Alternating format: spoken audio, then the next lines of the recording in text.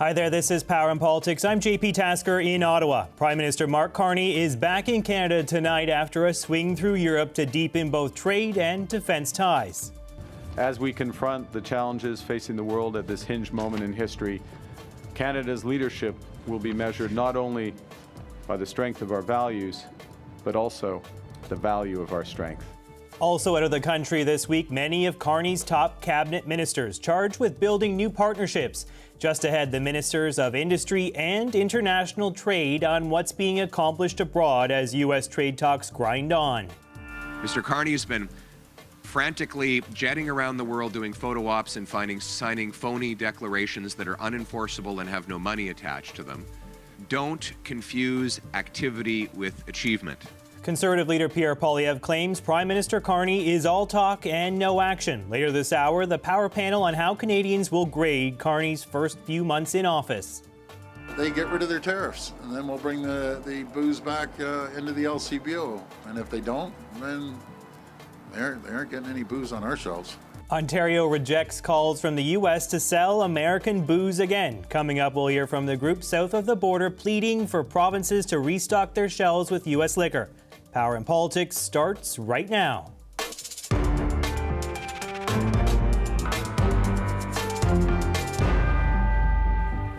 Canada-U.S. Trade Minister Dominic LeBlanc ended his trip to Washington early, according to a Canadian official speaking to CBC News. He was supposed to be in Washington until at least Thursday. The sudden end to the trip comes after LeBlanc met with U.S. Commerce Secretary Howard Lutnick yesterday. The government official says the meeting was positive, but as these trade talks continue, Canada is looking to expand its trading relationships beyond the U.S. Industry Minister Mélanie Joly joins me now from Berlin. Nice to see you, Minister. Thanks for coming on.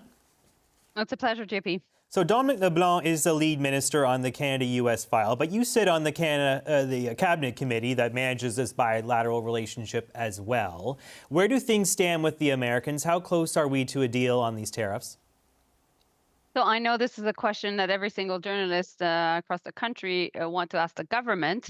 But what I can tell you is we'll let the negotiating team do its work. And that's why Minister LeBlanc was in Washington this week. That's why also the Prime Minister had a constructive conversation also with the President yesterday. What I can tell you, though, is meanwhile, we are really targeting the most affected sectors, those that have been really under tariffs for too long, and those that a lot of people are extremely preoccupied, to say the least, because a lot of livelihoods are at stake. And my job in the context of this negotiation is to be able to work on the consequences of these trade tensions and to make sure that people in the steel, aluminum, auto sectors, copper, and lumber sectors also being taken care of. I want to talk about steel in a second, but when this trade war first broke out, you were a proponent of what you called maximum pressure on the U.S. to make them pay. Now Canada is lifting some of these retaliatory tariffs, as you know. The government is actually alleviating some of the pressure on the U.S. Why is that the right approach right now? Well, because I think the Prime Minister had a constructive conversation with the President, and in this context, I think it is important that we follow his lead. I think also that we have indeed a good positioning because I think of a lot of things we've done, including countermeasures. I think it was really effective at the time. I think also we need to make sure that meanwhile, we not become completely over-reliant on the U.S. And that is why I'm in Germany right now, in Europe, as I'm working on making sure that we're helping businesses pivot and try to become closer to European businesses and also to European governments. Speaking of the steel sector, they're not really happy with this government right now, as you probably know. The Canadian Steel Producers Association is calling the decision to drop the retaliatory tariffs a disappointment. They say reciprocal tariffs protect Canadian industries and workers in this trade war, and that dropping them makes us weaker. What's your message to those who are feeling dejected by this move in the steel industry? Well, I really think that we're keeping the counter tariffs that are linked to steel and to aluminum. And we're concentrating our efforts to fight for the very people that are in the steel sector, that are in the aluminum sector, that are in the auto sector, to make sure that we get to a better deal for them. Because I know I've heard their anxieties. I know that we need to do a lot of work to make sure that we're able to keep these steel plants operating and keeping the jobs. And that's why I was at Algoma Steel in Sault Ste. Marie this summer. That's also why I was at Dofasco, so ArcelorMittal in Hamilton, a couple of weeks ago. And that's why also we came up with $1 billion plan to support the steel workers and the steel businesses.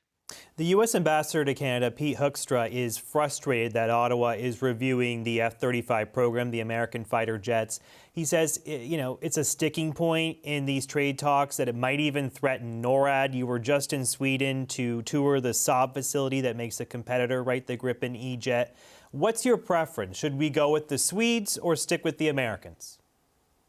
Well, this is a decision that, of course, will involve many of the different ministers involved, and of course will be ultimately taken by Prime Minister Carney. But the Minister of Defense and I have been closely working together, and also along with the Secretary of State to Defense Procurement, Stephen Fuhr. In the context of this work, indeed, I went to Saab because I think it was important to be able to have conversations as to what could be the industrial benefits for Canada in the context of this this decision, and also the Secretary of State to Defense Procurement is with Lockheed Martin in the U.S. this week. So we're doing the work, and I'm convinced that Canadians will be able to see that following a thorough review, we'll be taking the right decision. When is that review coming? I know it was launched in March. It was supposed to be done sometime this summer, right? When is the government going to make a decision on what to do about the F-35? So it's going to be in the coming weeks, and because, of course, the Defense Department is lead on this, the Minister of Defense will be able to answer more your question on it. Did you like what you saw in Sweden? Well, I think I met with people that are interested in cooperating more with Canada. I think that, I've been to Sweden, I've been to Finland, and now I'm in Germany. And clearly Europe knows also that they have been over-reliant on the U.S. as well. And in that context, they're very open to working with Canada on different aspects of our economy, maybe aerospace, maybe shipbuilding, particularly icebreakers, maybe also on subs, so therefore another part of shipbuilding, or maybe on critical minerals. So there's a lot to do. As the former foreign minister, what I can tell you is we are living in a much more dangerous world. I've said that many times, and there are lots of trade tensions. So lots of governments are trying to align not only their geopolitical partnerships, and definitely Canada is close to Europe, particularly because of NATO and particularly because of our defense procurement initiative that we joined, which is Rearm Europe, but also our businesses. And that's where I come in with this new job, which is the Minister of Industry, because we can talk about it and take many decisions on the diplomatic side, but fundamentally, in a world that is being reshaped by economic blocks, it is about our hardworking entrepreneurs and how they take decisions and how they can align their business decisions to make sure that ultimately we are going towards Europe. So that's my job, is to open the doors for them, to make sure that they have the right meetings, that they can ultimately invest and ultimately also create jobs. So you've been in Europe. I'm very happy to have this new job. You've been in Europe, the Prime Minister has been in Europe, and we heard from Conservative leader Pierre Poilievre, who has been, maybe not a huge surprise, but a bit critical of what's been signed over the last few days with the Prime Minister in particular. And he says that the one deal with Germany on critical minerals is a phony declaration that is unenforceable with no money attached, and he's coming home with nothing of consequence. What's your defense of the government's agenda over there in Europe? What do you say to Mr. Poilievre? I think Mr. Poilievre needs to look at himself in the mirror. When he's describing what you just said. I think he's talking about his own policy. Why do you say that? Because ultimately, he, as the opposition leader, has been talking a lot, but with no action. Never did we hear him that we should get to 3.5% of defense budget. Never did we hear him talking about the fact that our armed forces should get a pay raise in order to recruit better and to make sure that we could support our strong men and women. Never did we hear that we should increase defense procurement to make sure that we build more in Canada. Never did we hear from him neither the fact that ultimately we need to be less reliant on the U.S. to become closer to Europe, and that's exactly what we are doing. And never did we hear him about also everything that is linked to our airspace sector and F-35s. So I could go on and on and on, but I think we have not a lot of time for this interview. I want to start where we ended with the Canada-U.S. relationship. In March, you called this trade war with Trump an existential threat to the country. You know, you were concerned about the country's sovereignty. You were hugely worried about the economic impacts. Do you still feel like this dispute is an existential threat to Canada? It is definitely a real issue of sovereignty for us.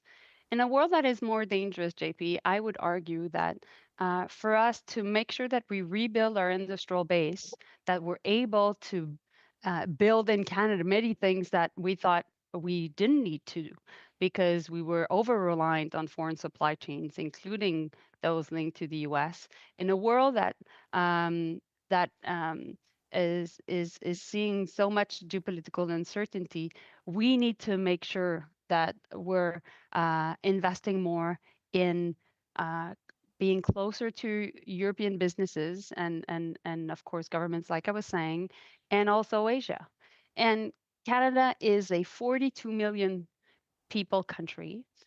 We have a huge landmass. We need to rebuild our industrial base at a time where we also need to continue to be a trading nation, because the growth of our country is also linked to our capacity to build and to export. And so to be here in Europe and to open markets for entrepreneurs and for businesses and to attract foreign direct investments from European to Canada is important to build the strongest economy of the G7. And we can do that. We can do that together. And that's the mission that I've given myself. And also that's the mission that the government has given itself. All right, let's end on that positive note. Thank you, Industry Minister Mélanie Joly. Thanks for coming on. Nice to see you. It's a pleasure. Take good care. Conservative leader Pierre Poilievre is accusing Prime Minister Mark Carney of stalling on his promise to build big. Later this hour, the Power Panel on how much runway Carney has to deliver on some of the cornerstones of his campaign platform. But first, a U.S. liquor group is urging provinces to put American booze back on their shelves. The head of the U.S. Distilled Spirits Council is here to make his case. Stay with us.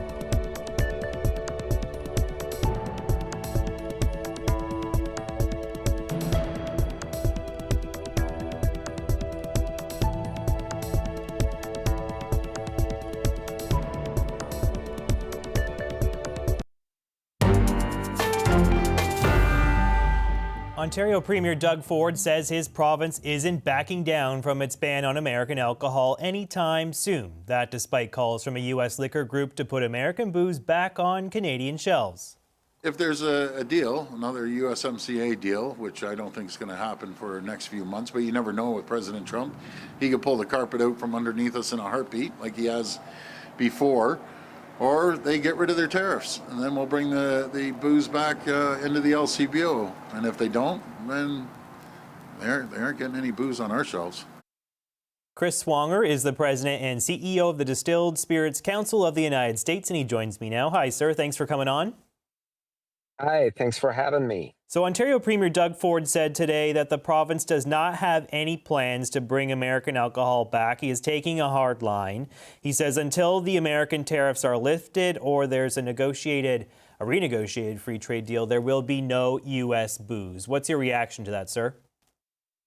Well, first and foremost, let me say how much we appreciate the Prime Minister Carney's efforts last Friday to remove the tariffs on American distilled spirits and American whiskey. Those tariffs have been on for about 6 or 7 months, and the U.S. hadn't applied tariffs in return, and we're thankful of that. So, great leadership by the Prime Minister for sure. And let me just say, on behalf of the distilled spirits industry, and I would invoke that the Canadian and the U.S. distilled spirits industry is an industry of one.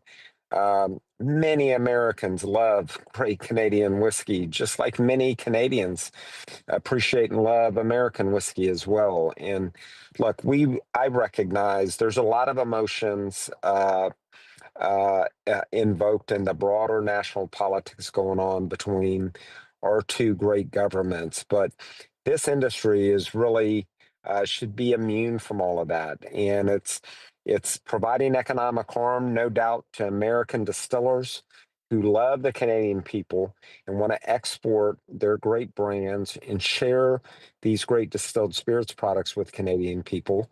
And at the same time, many Americans love Canadian distilled spirits as well. So I recognize there's a lot of emotion, but this industry really should be immune from it because it's affecting the hospitality economies for both the great country of Canada and the United States. Are you putting any pressure on the Trump administration to drop the tariffs that they have placed on Canada and to make nice with our country? Listen, we're working very, very hard trying to help the Trump administration appreciate and understand the importance of our industry as it relates to here in the United States, of course, but also because we're an industry of distinctive products and we're not widgets. There are broader issues that are being debated related to energy, lumber, dairy, and all of the above. In the little old distilled spirits industry, we try to stay in our lane, but we are doing our best to help the Trump administration understand how our industry is an industry of distinctive products, and we're an industry that is intertwined together. And we are working very closely with Spirits Canada, and that is the Distilled Spirits Council's counterpart, where we're a line of one. And we know there and appreciate that there's a lot of emotion. When I've participated in some of the media in Canada, I've gotten a lot of tough emails back. And I'm just, the best way to kind of bring things back together is an American and Canadian to have a great Canadian whiskey and a great American whiskey and have a cocktail together. And hopefully our two governments can do that in due course. Speaking of those tough emails, the U.S. ambassador to Canada, Pete Hoekstra, said President Trump thinks Canadians are mean and nasty for leading a liquor boycott. Is that how you feel? Are Canadians mean and nasty for saying no to American booze? No, of course not. No. Our brothers and sisters from Canada, we're all one big North American family, and the economic harm on both sides of the border is significant. We understand as the provinces, at least some of the provinces have committed to taking and keeping American distilled spirits out of the state stores. even though we appreciate Saskatchewan and Alberta, they've decided to reverse that. The provinces have lost $500 million in Canadian dollars in revenue because distilled spirits bring a lot of revenue to the government, right? And our business has been impacted by 65% here in the United States.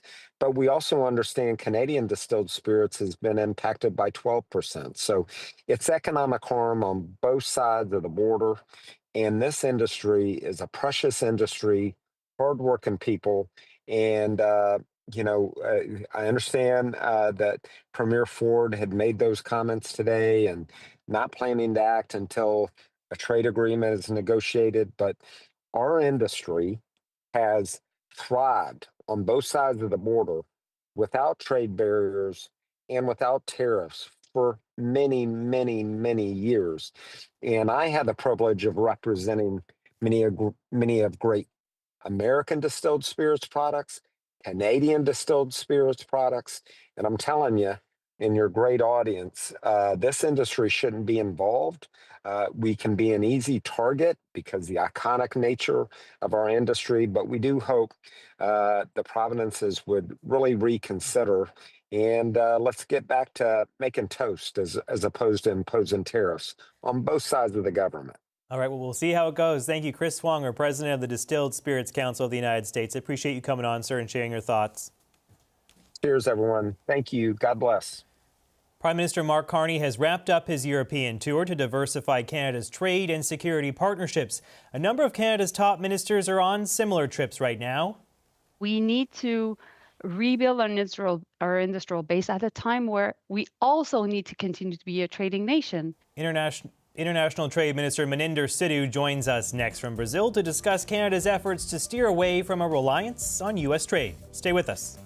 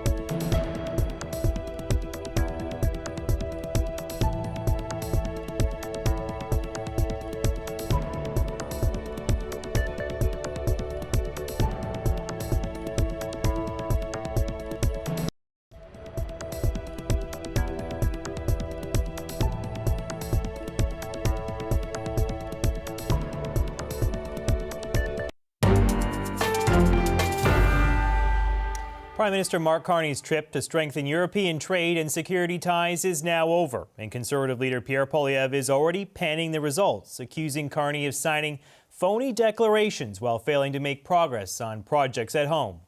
It's more liberal show business rather than getting it done.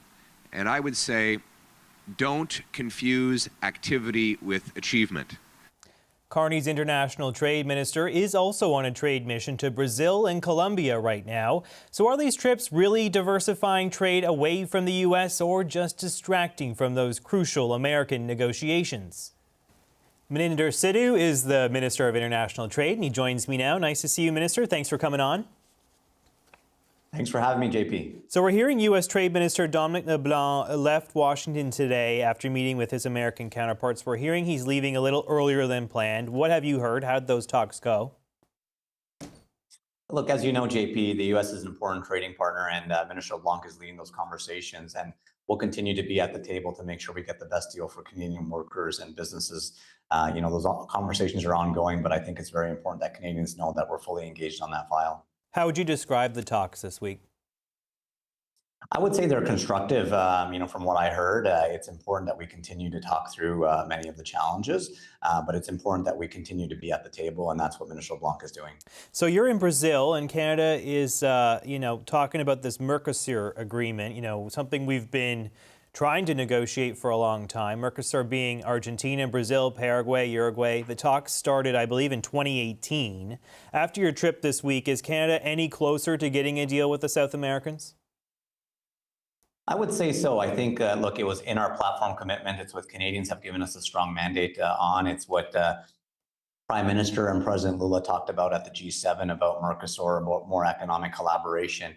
And I'm here to follow up on those conversations. I recently, just 2 days ago, I met with the foreign minister here to talk about, with Minister Vieira, about the next steps. And we did do an announcement on making sure that we're able to lead discussions in October on Mercosur. And so there's a lot of ambition. It's a lot of good energy. Today, I'm at FIESP, which is an organization that represents 40,000 industries here in Brazil. And the mood is very positive, and the business community wants to see more. There's a delegation that's come with me from Canada, and so we'll continue having those conversations. But I am very positive that we're heading in the right way. What are some of the stumbling blocks? Why has it taken so long to put pen to paper on an agreement with Mercosur? Why haven't we been able to deliver to this point? Well, I can't speak for previous administrations, as I wasn't a minister back then, but what I can speak for it now is we're in a different environment. As you know, global trade winds, people want to deal with Canada, a reliable, stable trading partner. And so that's what I'm hearing across the globe. And so here I am in Brazil to make sure that we're following up on these conversations. And the mood is good. The mood is up, is really in the right direction. And I think when you talk about sectors, we have technology sectors, aerospace, defense, IT, infrastructure. There's so many sectors here that I'm showcasing with Brazilian partners. And, when you talk about partnership, it's not about competition, it's about collaboration. And so one example I'd like to give you is Porter Airlines, buying 75 Embraer planes, which have Canadian-made engines made in Montreal, Canadian-made landing gear, and by Canadian workers. And here in Brazil, the plane is made by Brazilian workers. So it's about collaboration to make sure that we're able to make sure to, in order to support industries and sectors on both sides in Canada and Brazil. But really sitting down with the governor today, we sat down with the governor of Sao Paulo, a state of 40 million people, so the size of Canada. And we sat there and talked about some of the things that Canada can offer, and the business delegation had joined me at that meeting. And so I think myself as a trade minister, I've been given a mandate by the Prime Minister to really showcase Canada and diversify our trading partners. Conservative leader Pierre Poilievre was critical of you and the other ministers who are traveling around the world trying to get trade agreements. He says 170 days into this government, you have nothing to show for it. He says, quote, this is all liberal show business. He says, don't confuse activity with achievement. I could go on. There was a lengthy list of criticisms he made today. What do you say to the Conservative leader, Minister, about what you're up to? What I would say to Canadians that have given us a strong mandate to diversify trade is we've been hitting the ground running. You know, myself as trade minister, a little over 100 days, I started off in Ecuador to finalize the conclusion of that agreement. Afterwards, the FIPA agreement with the UAE, making sure we're having active discussions with them. But of course, in Paris, meeting with over a dozen trade ministers. In the past, what we've heard is Canada needs to be seen. We need to show up. And so here we are in Brazil. And as you know, the Prime Minister in Europe, yesterday they did a good announcement in Germany around critical minerals. It's important that we show up to talk to our partners around the world at a time when there's a lot of uncertainty, global uncertainty, and businesses expect us to be there at the table. As you know, China has hit Canadian canola seed with a punishing 76% tariff in retaliation for the government's tariffs on Chinese EVs. That's caused a lot of pain on the prairies, as you know, Minister. The price of canola has dropped off. What can you tell us about any progress on getting these Chinese duties removed? Yeah, that's an important sector for our economy. I sat down with the canola farmers, the growers, the producers, the sellers a little while ago. I'm meeting again with them tonight. And I think it's important that we continue to engage with China. Not too long ago, I sat across the table with my counterpart, Minister Wang, to talk about ways we can work through some of these challenges. And so the JETSI Commission, which has been going on for about 50 years, was an avenue to work through these challenges. And it sat dormant for the last 7 years. And so now, yesterday, they had their first meeting at the officials level. And I think that's what it's about. It's about having constructive, pragmatic dialogue to make sure we're able to work through these challenges. And that's exactly what the business sector, what the farmers expect us to do. As you know, Saskatchewan Premier Scott Moe has been active on this file, rightfully so. There's a lot of canola farmers in his province. And he says that Canada should remove the 100% tariff on Chinese electric vehicles to try and clear this logjam. Is that under consideration? Would the government consider getting rid of those tariffs on Chinese EVs? Look, I respect Premier Moe. I think it's important that we all row in the same direction about standing up for farmers, standing up for important industries in this country, and we'll continue to engage on this file. And that's exactly what I've committed to do. And that's exactly what Prime Minister Carney will do. You know, he's talked to his counterpart. And the first step was to make sure that we're able to have dialogue and constructive dialogue. Be it that. So I think, with the JETSI Commission back online, we're going to be able to work through a lot of these challenges. To Poilievre's earlier criticism about how there is not a lot of progress to show for some of these trips, some of these negotiations that are ongoing, I take your point that it's about meeting people, it's about starting these relationships from scratch in many cases. But when you look through some of the announcements from this week, you look at the one with Poland, they talk about support enhanced collaboration, encourage mutually beneficial strategic partnerships. There's a lot of kind of flowery language, if you will, and there's not a lot of concrete announcements out of this week. Even on the critical minerals ones you spoke about earlier, not a lot of details there, not a lot of timelines. There's no money in these announcements. There's no talk of an actual project getting off the ground. What do you say to people who are frustrated about the pace of change when it comes to negotiating some of these new deals? Look, on Mercosur, we want to move fast. That's important. We have an opportune time where people are looking at Canada as a stable, reliable trading partner.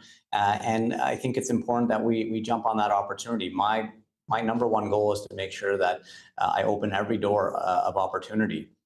Meeting with the Chamber of Commerce across Canada, they have asked me to be out there to showcase Canadian technology, Canadian innovation, because as you know, Canadians, we're very modest. We don't brag enough.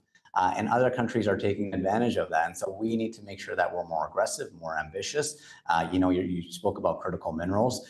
It's important that we engage with like-minded partners. And Prime Minister Carney being in Europe now, I think this is his third visit. It's important to showcase what Canada has to offer. Critical minerals, energy. We talk about LNG. I was in Kitimat, BC to thank the workers that helped build that plant. Thousands of workers came together to build that LNG Canada plant. And that's a milestone for Canada. As you know, JP, that was the first shipment outside of the U.S. market. And so, it's about economic security, but it's also making sure that we're promoting Canadian products on the world stage. And that's exactly what we'll continue to do. And that's what businesses and workers want us to do. All right, we'll leave it there. Thank you so much, Maninder Sidhu, the Minister of International Trade. Nice to see you, sir. Thanks for coming on.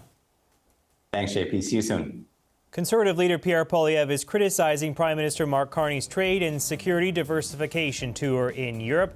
He's calling it more liberal show business without any achievement. Is Canada doing enough to combat the effects of a U.S. trade war? The Power Panel will join us for that conversation next.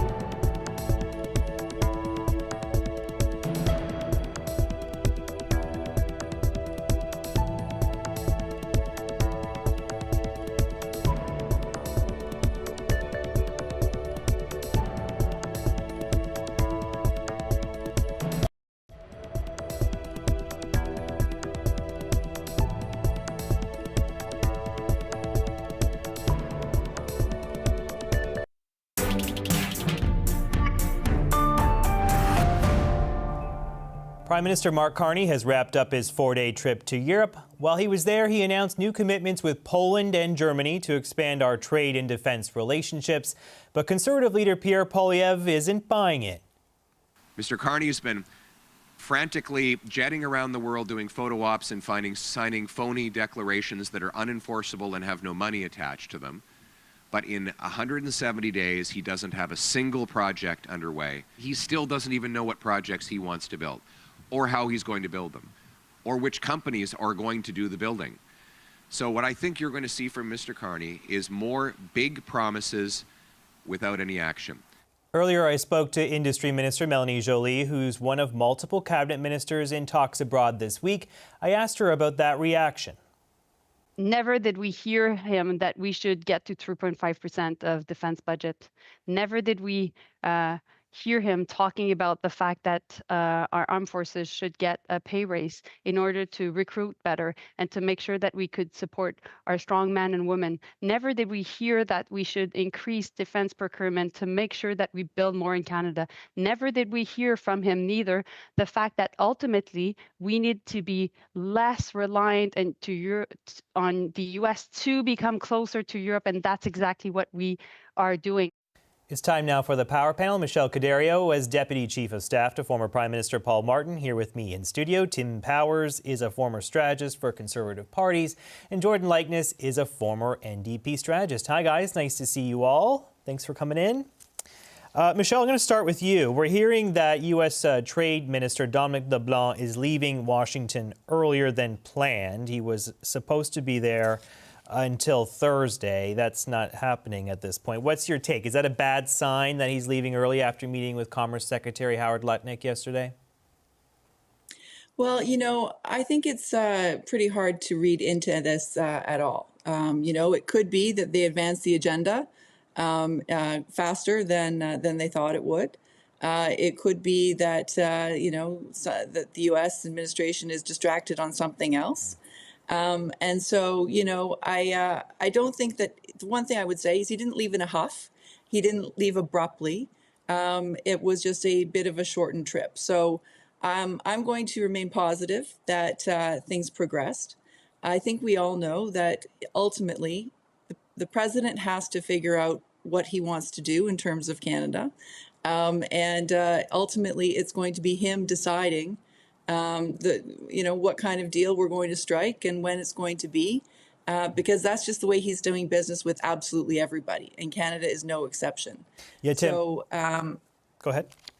No, I was just that I don't think that Minister LeBlanc is an incredibly even-keeled person who doesn't get ruffled in any way, and he certainly would never kind of do anything discourteous to his hosts, and so I'm sure he finished his business and decided it was more productive to leave at that point.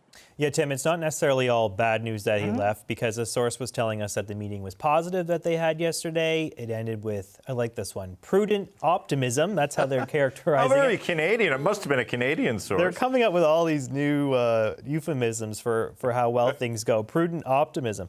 And they're saying that there's some technical work that has to be done now between the two sides, and it doesn't make sense necessarily to have another in-person meeting between Lutnick and LeBlanc. What's your read on this early departure? And Dominic LeBlanc will get a King Charles Coronation Medal for spending that much time with Robert Lutnick as well, or Howard Lutnick, excuse me. Look, I'm with Michelle on this. Like, who knows, right? We don't really know where things are. Whether he stayed an extra 6 hours or he left 6 hours earlier, it probably in the greater scheme of things doesn't mean much.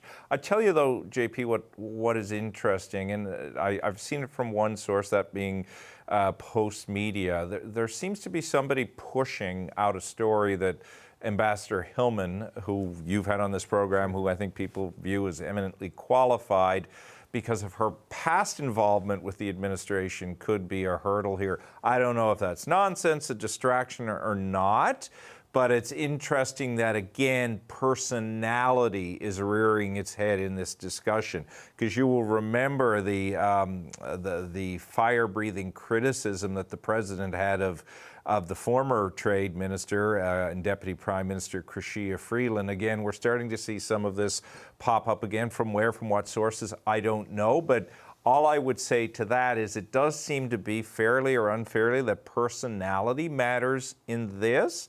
I think in Dominic LeBlanc, to be fair to Dom, he is of the right disposition from the cabinet side. I don't know if Ambassador Hillman is rightly being targeted or not, but somebody's doing it. Be fascinating to find out why. At least that vitriol's not being directed at Prime Minister Carney, though, from the Correct. president, right? That's a plus. I mean, what was the last thing we heard from Trump? Carney's a nice guy. They're going to get No, it's nice. It was nice. Yes. Jordan, what do you make of this early departure? Do you think we should read the tea leaves on this one, or is it just meh? It is what it is. I think it's really tough to read the tea leaves, but I would say I think on the scale of positive statements, I guess prudent optimism falls somewhat under constructive. So maybe, yes. I think it's interesting to see, because these readouts are now so carefully attuned in terms of what's happened. Look, I think that the challenge for the Carney government on this is that the buck and the decision-making clearly starts and ends on Donald Trump's desk. And he is so unpredictable and so mercurial. The talks could be progressing very well with Lutnick, and in the end, that may not make much of a difference. Yeah. That's a real challenge in these negotiations. The other thing is that it's been 5 days now since Canada unilaterally removed a number of the counter tariffs that we had put in place in an attempt to deal with some of the things that the U.S. has said are irritants. But of course, as Tim has brought up, there's always now new other irritants. Exactly. Yeah. And I think the challenge for the Carney government is that there's now been a number of decisions that have been made that have clearly been made in an attempt to offer a give to the U.S. government to advance these talks, but there doesn't seem to be any advance. So the challenge is now, has there been too much give? Have we lost leverage? Or are they going to be able to show some progress? So I think that's really what we should be watching for in the next few days. Yeah, at some point they have to deliver something too, right? I mean, there has to be some goodwill shown. Michelle, let's talk about the Prime Minister's European swing. Let's pivot to that. You heard the opening clip there from Pierre Poilievre. He says that Carney accomplished very little with this trip. The government, you've heard them too. They're saying, well, at least we're opening up new trading relationships. At least we're having those conversations. What's your assessment of this Euro swing? Well, he's doing what he said he was going to do. And what actually Canadians expect him to do. We need to broaden our alliances. We need to strengthen what we're doing with Europe, and we need new markets for our goods. And so I'm not sure if Pierre Poilievre has just never been party to a deal, but these things aren't done in a week. They aren't done in 10 days, and they certainly aren't done in 24 hours when you kind of touch down into a country. It takes time, and it also takes a lot of, political runway as you build those relationships out to be able to come up with these kinds of agreements. And I think that Mark Carney, since, his first days in office, literally his first days in office, has very much said, listen, I'm looking to Europe as new markets. I'm looking to them as allies that we can count on. And when we're talking about retooling the Canadian economy to try and get through this crisis and take our dependence off the United States, we have to look somewhere else. And Europe is a market of 460 million people, about the same size as the United States. And so it sure looks like somewhere that we would want to get more Canadian goods sold over there. Yeah, Tim, Pierre Poilievre was saying there's nothing done in 170 days. And I thought, well, 170 days isn't that long, really. I mean, I could, if it was 1,700 days, maybe there's a point to be made. But is there something to be said for Poilievre's point that Carney's, swanning around Europe or whatever he described it as, and he's coming back with not very much to show for it? There's talk about enhanced collaboration, encourage mutually beneficial strategic partnerships. There's not a lot of meat on the bones here, right, from this European tour. Yeah, look, Pierre Poilievre is doing what opposition leaders are supposed to do, right? He's building a narrative that has worked for the Conservatives before of how the Liberals are, elites who like to jet to Europe. So he's going over ground that's been well treaded before. Sure. He doesn't have much else to go after right now. It's important for him to do that, I think he would think politically over time. So that when he does face Mark Carney in an election campaign, he will go back to the line. He's just like every other Liberal. I would say, JP, the most fascinating thing of this European trip is how Mark Carney has taken his motorcade and driven all over Justin Trudeau's previous views on LNG. And you're not going to hear Pierre applaud him for that, though I suspect they share a perspective there that Mark Carney is big on LNG, big on the opportunities that many in the East Coast see on LNG, whereas Justin Trudeau, I believe it was 2 years ago or so, said there wasn't a business case for it. That's a big deal. That's a big change by Canada. And to be fair to the current Prime Minister, if you're a business leader, a proponent, you're looking at that saying, all right, well, 2 years ago, one guy said not a chance. Now there's a guy saying a chance.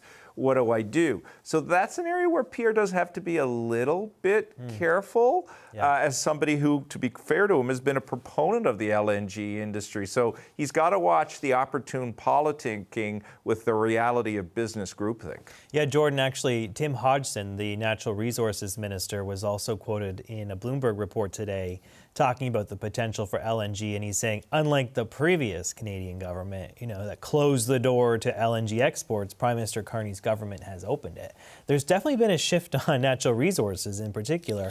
I had the Polish ambassador on this week, I had the German ambassador on this week, and both kind of smirked when I asked about LNG and Trudeau's past comments on that. No business case. Really? No business case? We're taking tens of millions of tons of it from the U.S. and Qatar. Canada's being left out. So that is certainly one productive development out of this European swing, is that there's been a shift in policy on LNG. We can say that for sure. Yeah, I think that's significant. And I just want to disclose that I work with a German political foundation that's independent and does no government relations work either here or in Germany. But I would say the other thing that's really significant here is that, of course, the context has also changed. It's really important to remember that when Chancellor Scholz came in 2022 to meet with Prime Minister Trudeau and they put their focus on green hydrogen instead of LNG, there was no trade war with the U.S. There was no pressing need for us to really consider diversifying where we were sending our exports. And of course, we didn't even at that time have an operational LNG project going to Asia. Those things have all changed. And now the national conversation about the infrastructure that would be necessary to make LNG exports to Europe a possibility, like investments in the Port of Churchill, all of a sudden there is potentially a business case for that. So I think in complete fairness, things have shifted, but it's absolutely correct. There's a ton of interest in Germany and in Europe more broadly in Canada's products, not just LNG, but also critical minerals. Yeah. And I think that, for the Canadian government, this is the smart kind of partnership. This is a good way to diversify our trade relationships. And these are the countries we want to be trading more with. Michelle? I would just add that, in addition to that, Europe is coming off of using Russian oil. And so they also have to be looking for new markets. And I think I should also just, say Prime Minister Trudeau's government was the one that actually granted the permits to allow for the LNG company off the West Coast to actually get into production. That very recently we sent our first shipments. It was one of the biggest projects that we worked on in BC with the Trudeau government, so I have to give them credit for that. It didn't go through under Stephen Harper, though I acknowledge, certainly Prime Minister Trudeau was did not see at that time any market in going to Europe. So, Tim, what do you think is the next step here? I mean, we see Joly in Germany, we see Carney in Germany, we see Sidhu, the international trade minister in South America, trying to work on this deal with Mercosur. Can we broker some deals to make up for the lost U.S. business? I mean, I was looking at some of the export data, and it really has dropped a lot to the U.S. And yes, there's been an uptick to other markets, but it's not nearly as much as what we've lost to the Americans. Do you have any faith in this effort to expand our markets? Is it something we can actually do this time? Yeah, but you're not going to put it on hyperspeed. You got to do the work. You got to do the legwork. And you got to have others believe you're prepared to be a partner. And we can't abandon the U.S. I mean, I think we do still have to accept the reality that relationship, regardless of the current challenges with the president, is our most important economic relationship. That's why it was fascinating to watch the Prime Minister change his language a little bit last week and talk about, we're only getting tariffed at 5.8%. Yeah. That's not a bad deal. We haven't heard anybody say ultimate free trade is the goal now. It's lower tariffs. And that may be the reality. And the Prime Minister is going to need to continue to explain to Canadians why, even if we do get stuck with tariffs, that's the case. Yep, we should be diversifying opportunities in Europe, but it's going to take us time. Maybe we see the first one. The submarines seem like a real live piece of economic opportunity that may signal that some of the work that the Prime Minister and others are doing in Europe is working. Quick final word to you, Jordan. Well, I think what matters now is the follow-up on this. This isn't the first time there have been some really positive tentative agreements in Europe, but now we have to fill the gap with actually putting those into place. And that means using some of the unused capacity within CETA. And that means supporting Canadian businesses who want to export to Europe and making that easier for them too. So that's going to be a challenge for the government going forward, is to turn those agreements into actually delivering. And I think in particular politically, one of the biggest things is the concern that Canadians are having about the economy, about jobs, their community, connecting those two together, connecting what's happening overseas with actually improving people's conditions here at home. They have to do that this fall. Yeah, for sure. Okay, thanks so much to the Power Panel. Michelle Cadario, Tim Powers, and Jordan Likeness. Nice to see all you guys. Thanks for your smart thoughts. I'm JP Tasker. Thank you so much for watching Power in Politics. There's more coming up on CBC News Network. Stay right there.